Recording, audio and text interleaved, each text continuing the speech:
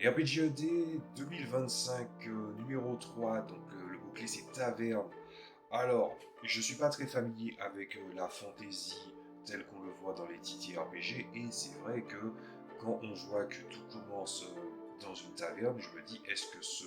trope n'est pas un peu fatigué? Et c'est à ce moment-là où en fait, au moment où je me posais ces questions il y a quelques années, que j'ai eu dans les mêmes Newton and Masterminds, et à ce moment-là il m'est venu une idée. D'un côté, comment je faisais pour pallier à ça, c'était que je permettais aux personnages de sortir de leur quotidien, c'est-à-dire que les joueurs vont faire leur personnage sortir du lever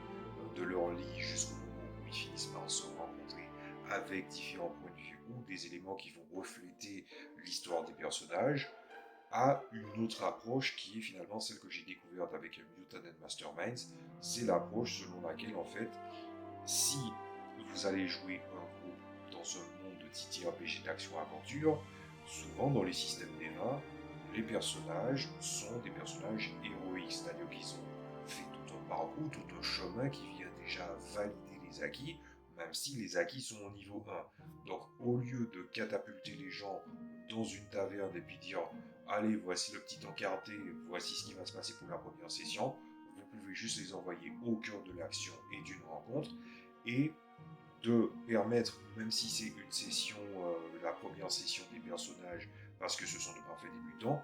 les mettre dans une position d'ascendance où ils ont juste quelques adversaires à battre, et surtout si vous n'avez pas encore appris à vos joueurs certaines bases du jeu, c'est un bon moyen de faire un peu un tutoriel, en sachant que l'histoire raconte une continuité, la continuité selon laquelle en fait les héros se connaissent déjà, ont déjà fait quelques aventures ensemble, sont des figures héroïques et donc vont régler un souci qui, quand ils vont réussir la scène,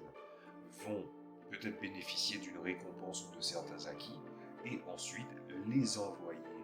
vers le scénario qui était prévu afin de pouvoir en fait donner un rapport organique, et surtout dans le fait où le meilleur moyen de faire vivre les personnages joueurs, c'est les moments où tu les joues, pas en faisant des backgrounds de 10 pages pour venir dire qu'est-ce qu'ils ont fait avant. Là, ils seront au cœur de l'action, mais